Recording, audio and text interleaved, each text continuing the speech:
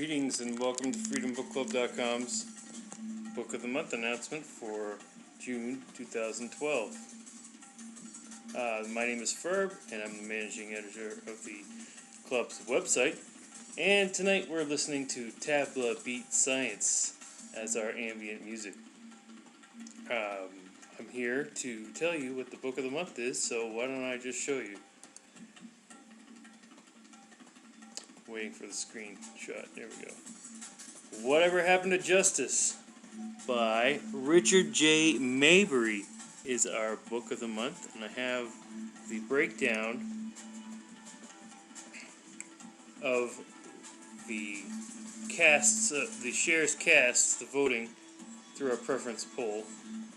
As soon as I can get it to load.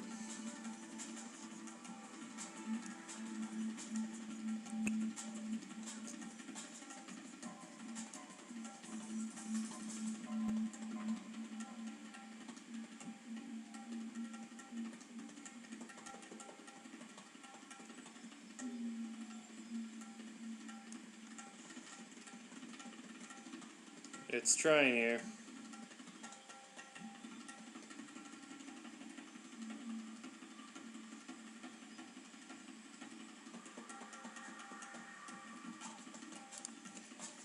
Anyway, we couldn't get that to go.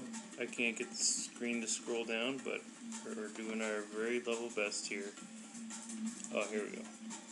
Thank you.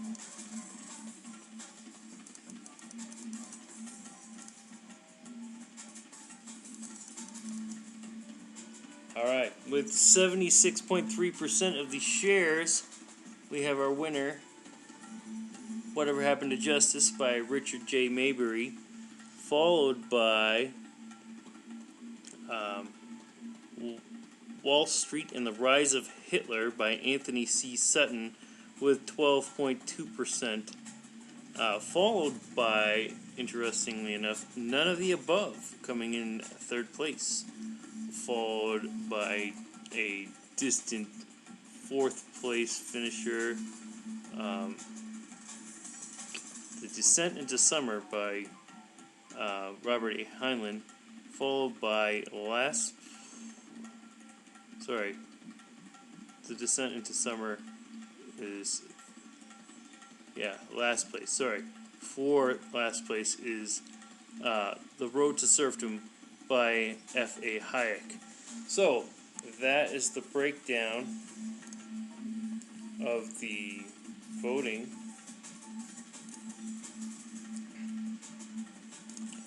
And so I'm going to read you a cool review that I found for the Book of the Month, Richard J. Maybury's Whatever Happened to Justice.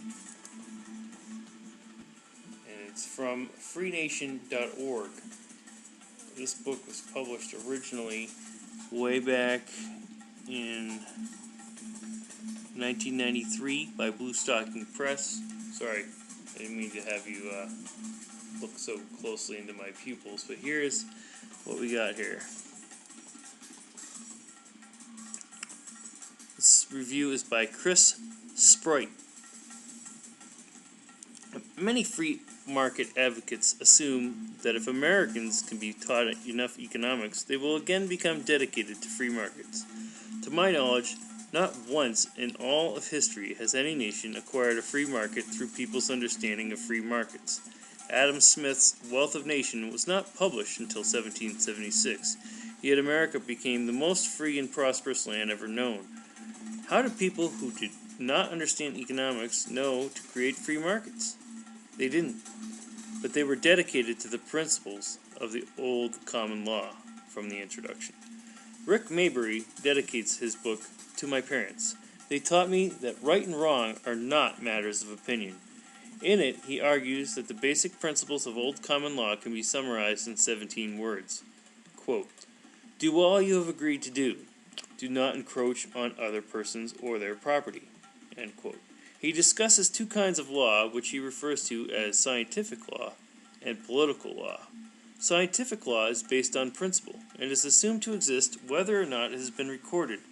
It is the law of right and wrong. It is discovered rather than being created. Scientific law includes old common law. Political law is the more arbitrary law that is created at the whim of those who have the power to impose laws on others. He lists some of the political laws that amuse him. Quote, a Texas law says that when two trains meet at a railroad crossing, each shall come to a full stop, and neither shall proceed until the other has gone. End quote. His favorite one is, quote, the Arkansas legislature once enacted a law forbidding the Arkansas River to rise higher than the Main Street Bridge in Little Rock. Mayberry describes the gradual shift in this country from common law, scientific law, to political law, citing the Depression as the time when the biggest shift occurred. Part of the reason, according to Mayberry, is that common law was not perfect.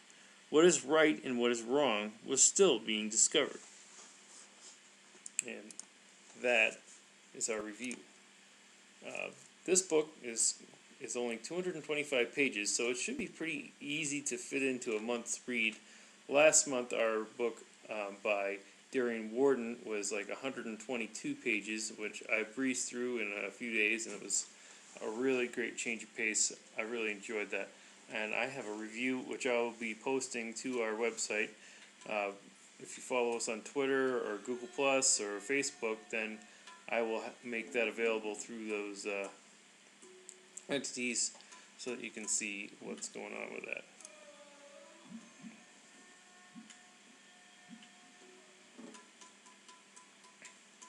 And so, on to the finalists. If I can get the browsers to load. I think I'm going to dispense with that. Trying to give you the breakdown as far as the number of shares cast is an impossibility at this moment. So I apologize for that. If that's something that's interesting to you, I will make the link available through our website, just through the image right here. Anyway, we have four wonderful finalists, nominated by participants in the past. 2 were from last month, and the other 2 were from from past responses to our survey. So, finalist A, Economics on Trial, by Mark Skousen. Mark Skousen, the noted Latter-day Saint businessman and economist, I guess, as reviewed in the Freeman, which I will read an excerpt,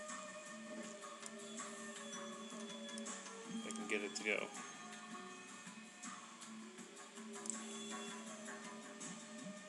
No comment, says Paul Samuelson. This, I guess, is written by, it doesn't say, by David M. Brown for the Freeman, published in 1991. February 1991. No comment, says Paul Samuelson. What he's declining comment on is Mark Skousen's Economics on Trial, a trenchant analysis of the concepts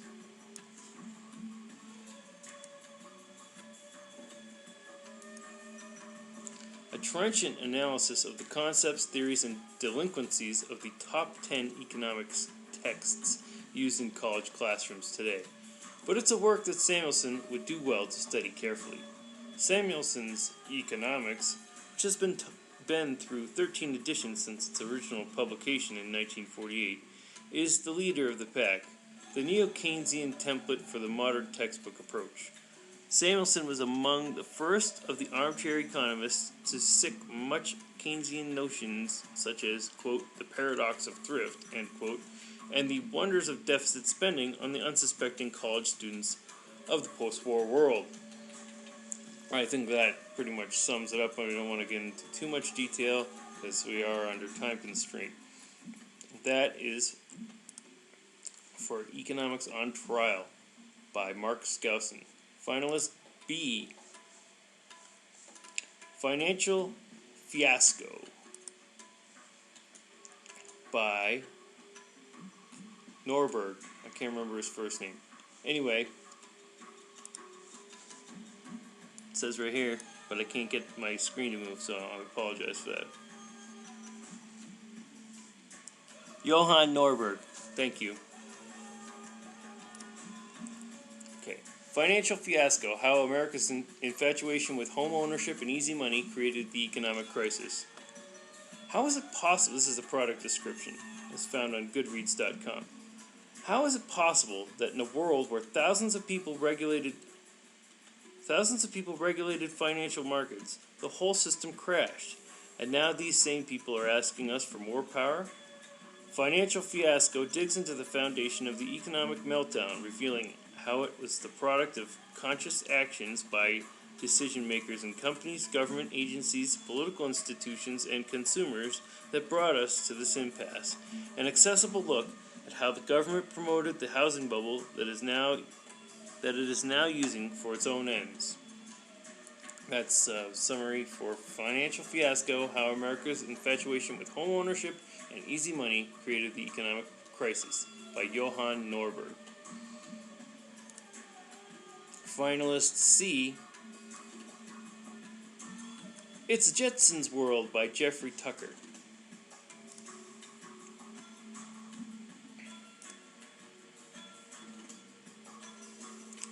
Gotta wait for it to load up here. I have something cool that I want to try. I don't know if it'll work, but we'll give it a shot, shall we? This is Jeffrey Tucker.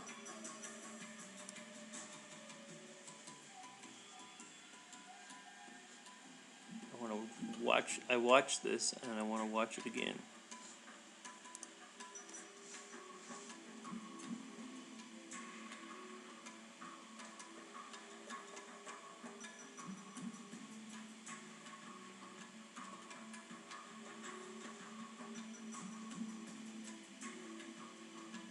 Okay, it's not gonna do it, I guess. Or maybe I could just rewind it, I don't know.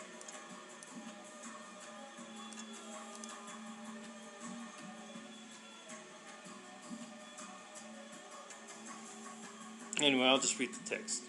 If it does it, it does it. If it doesn't, it doesn't. It's a Jetsons World. Oh, here it comes.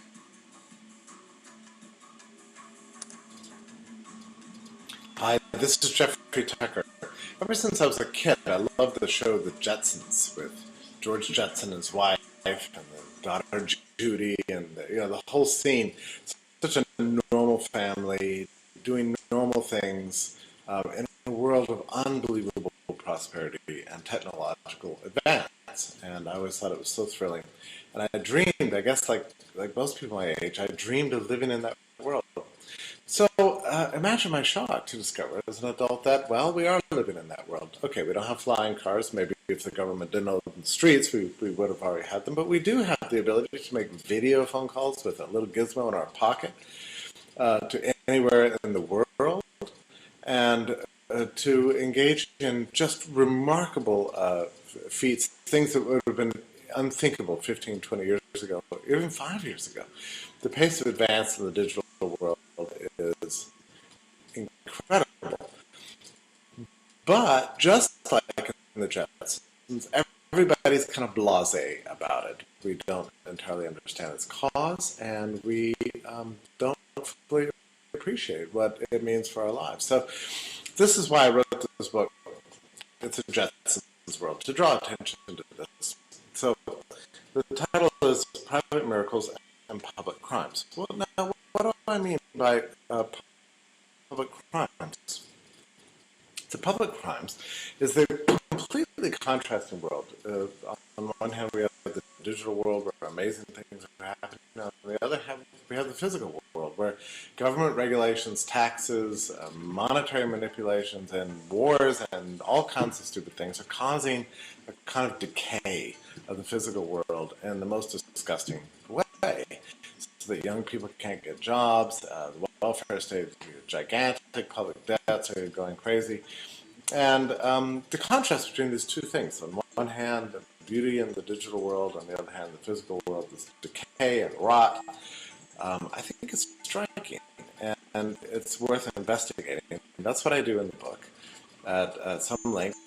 And I speculate about who's going to win this great contest between private miracles on the one hand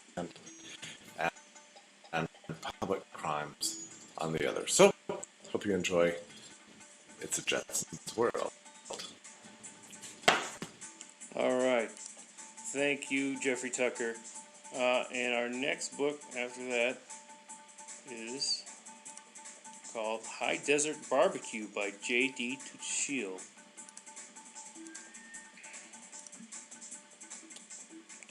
So this is from PrometheusReview.com. High Desert Barbecue by libertarian author and columnist J.D. Tuchil is a fun romp through the dry country of the Southwest. The protagonists are libertarian and manage to slip in many observations about life and the government. The antagonists are government agents, usually environmentalists, wackos, and bubbling idiots to boot.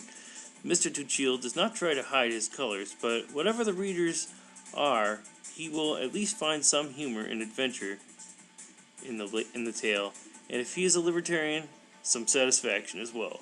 The story concerns a plot by environmentalists to burn out animals, humans especially, from northern Arizona so that plants may take their place at the top of the food chain and not be bothered by inferior creatures. The irony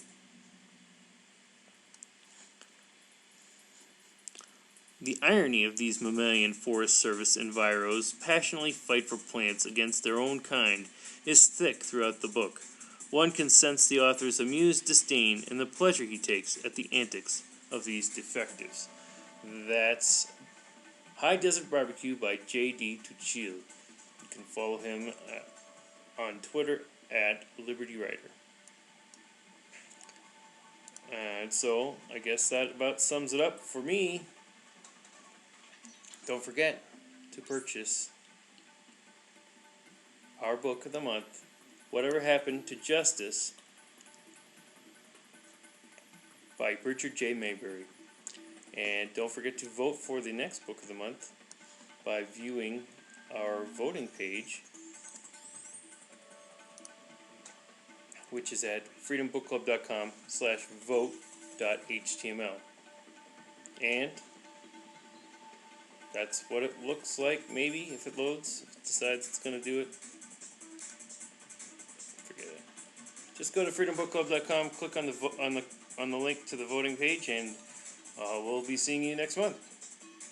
Oh, and as a side note, if you want to, it might be fun for someone to write a review or talk about the book of the month as a video response, because I'll post this on YouTube when I get it done.